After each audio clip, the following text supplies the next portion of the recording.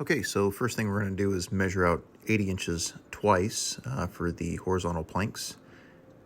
And then after we mark the wood, we're going to measure out the vertical planks, which are 17 inches apiece. And there's 4 of those that we need to cut out. And what I'm doing here is using the edge of my square to make a nice square, clean cut. This method's a good alternative if you don't have a miter saw handy. Here I'm measuring out the second horizontal piece. If you look on there, you'll see that there's a large knot. Knots aren't always, the best thing to cut through. So what I'll do is I'll flip this over and then we'll measure off 80 inches from the other side, and then we'll miss that knot completely. So what I've done here is I've laid everything out on the floor. Gives you a good idea, an overview. Here I'm measuring off 26 inches and also at 29.5 inches. And so what I'm doing is I'm taking that measurement from both sides on the upper and lower horizontal pieces, making those marks. And then in between those 2 marks, 26 and 29.5, is where I'll put my 2 vertical slats. I'm going to be using dowels to attach the upper rails to the vertical rails. So I'm going to mark exactly where I'm going to attach the dowel jig and drill out for the dowels to be inserted. Keep in mind when you're doing or when you're using doweling or a doweling jig, you're going to want to mark all of your wood pieces on one side or the same side for the entire project. There's a level of consistency there when you do that, because what you're going to be doing is attaching the dowel jig to the same face every single time. If your wood's not quite 3/4 of an inch and the doweling jig is set for 3/4 of an inch, it could be a hair off one way or the other, or one side or the other. Number where your 2 pieces meet. That helps out when you're starting to stack up your wood after you're done doing your rough layout. If you don't have it numbered, there's a good chance you're going to get things out of whack.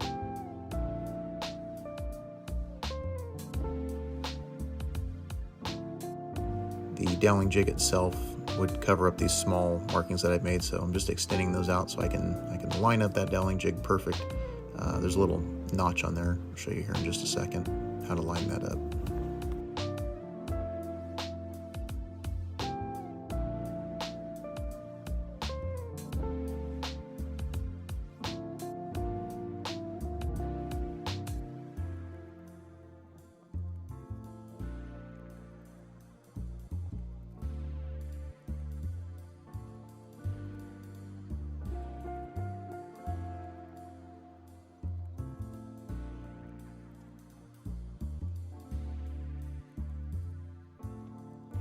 This is the little doweling jig that I use. So you want to line up this little point right here with the line that you've created. That'll help make sure that you're on track for drilling out where you need to drill it out at. So the tape I have on here for my depth is not the right depth. I'm going to change that out real quick. I've re-taped it with some white electrical tape for the proper depth. So this little freeze frame illustrates what I was talking about earlier. When you set up your jig, you want to make sure you stay on the same side of the wood, or the same face of the wood. And you can see there, that top is just a hair more shallow than that bottom piece, so that hole is not quite center in the edge of that wood. Don't forget to line up that point on the jig with the line that you drew out there. And now we're just going to do a quick little drilling montage. Here we go.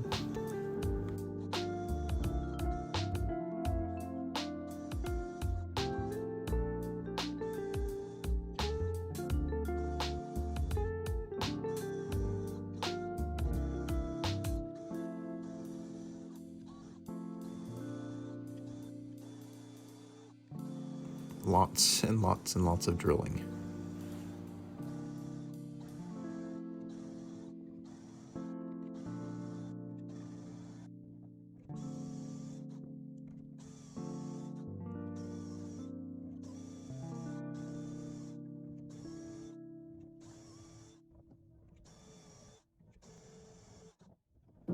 Okay, so we're finally done drilling all of the holes, and we've got everything laid out on the floor again. We'll do a quick rough layout, and we've got our clamp set up, so we're ready to go.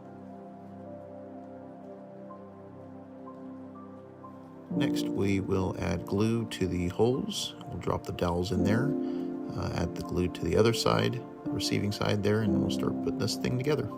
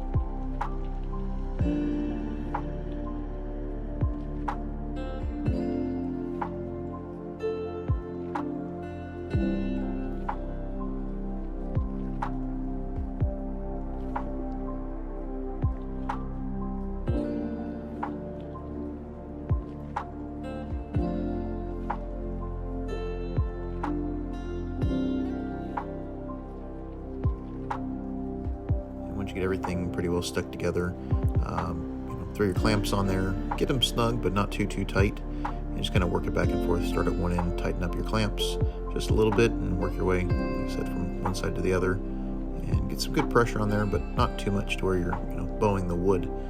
Too much pressure will flex that wood in one direction or the other, while you end up with a warped project.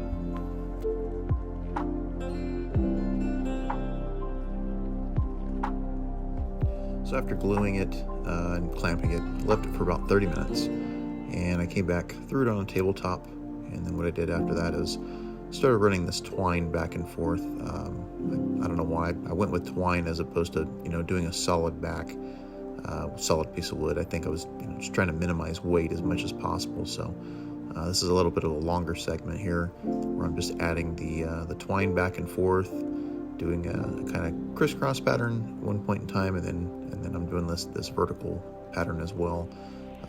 Wouldn't say this is something you have to do. I just figured that this would be a good method of minimizing weight and adding some strength to the backing, so that the foam had something to set up against.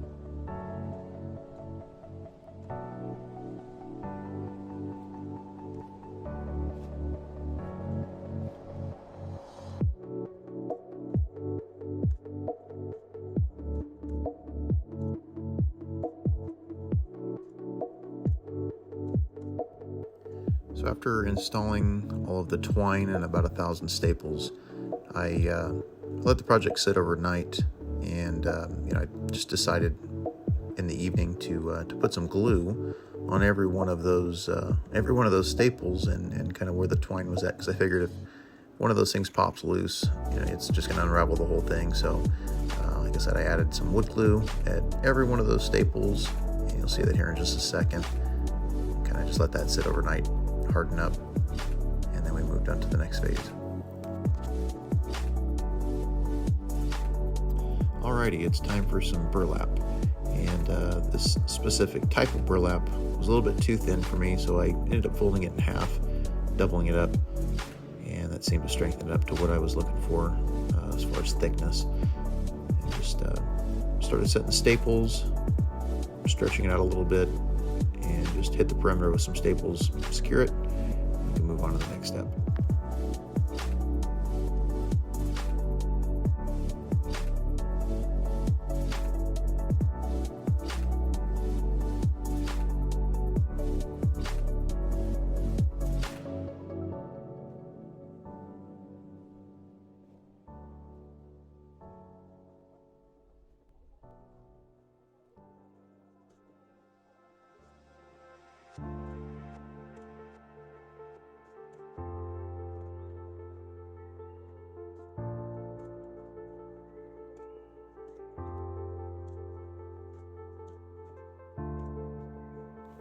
Alright, we'll trim up the excess burlap, and then we'll add a few more staples.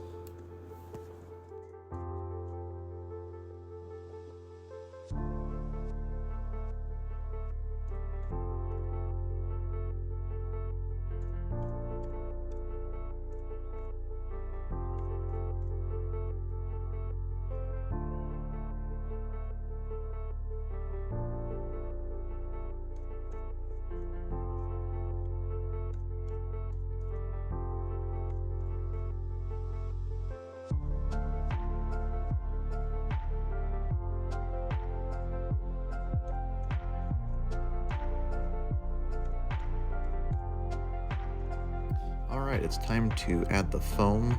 This is 2-inch thick, high density foam, and couldn't get a piece that was 80 inches continuous, so I just purchased 2 smaller pieces, cut them to length.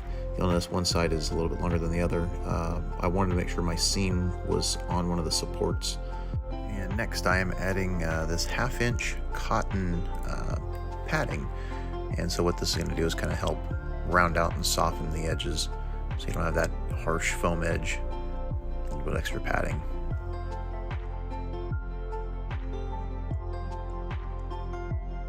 It's important to keep equal pressure when you're pulling this thing tight, and you don't want to add too much pressure, because then you'll start making divots on the other side where you're drawing down the fabric and the foam just from that extra pressure. So just, you can see it. If you're pulling it too hard, it'll make a pretty good dent.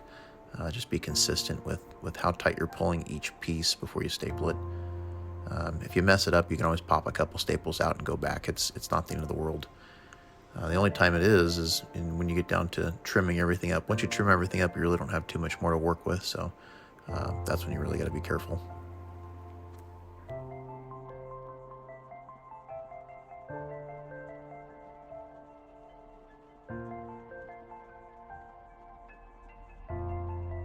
Once you have your foam and padding installed and everything stapled and trimmed, you can flip your project over, and then you can apply your final fabric.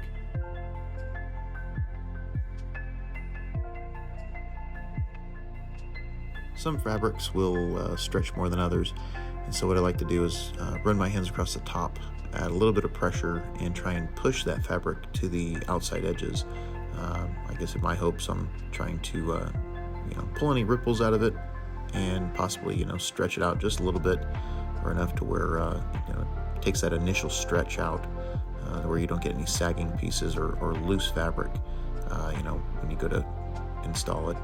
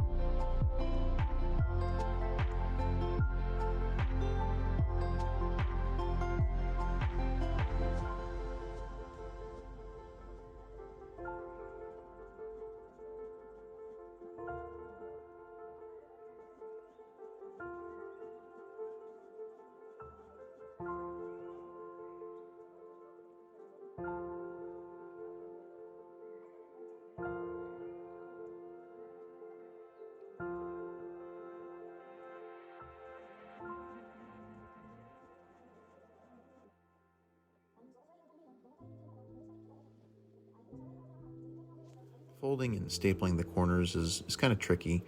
I'm no professional by any means, and so I just kind of figured out a way that looked good as far as from the front side, and the fold didn't bother me. So put a couple of different folds in there, stapled them a few different times, folded them over again, and restapled.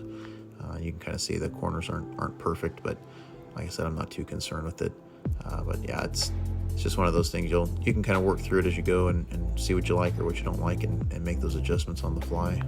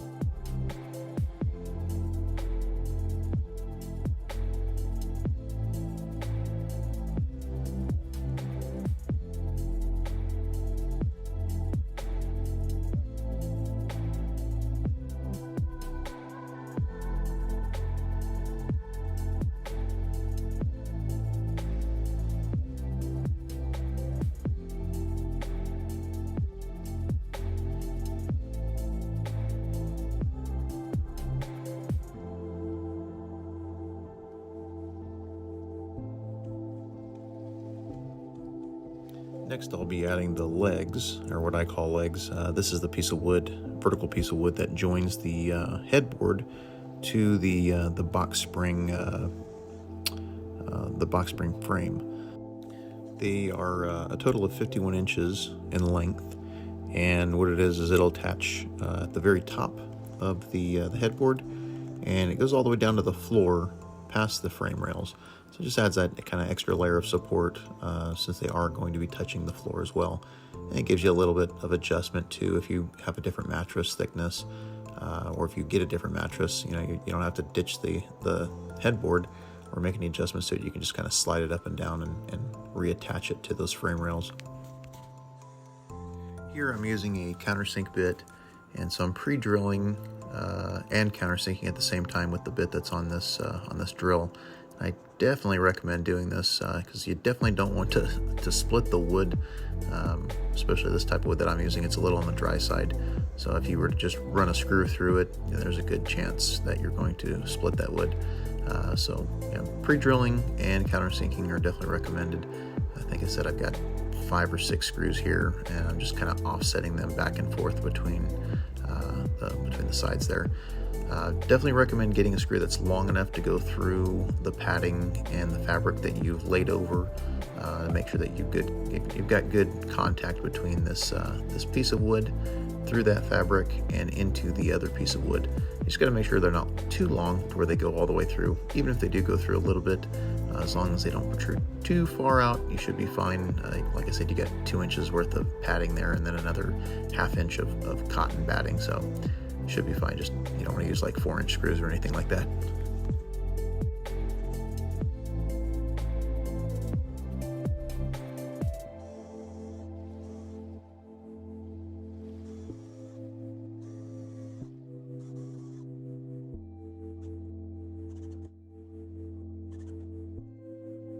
All right, here is the before with no headboard, and this is the after. All right, well, thank you for watching, and like I was saying, if I can build it, so can you.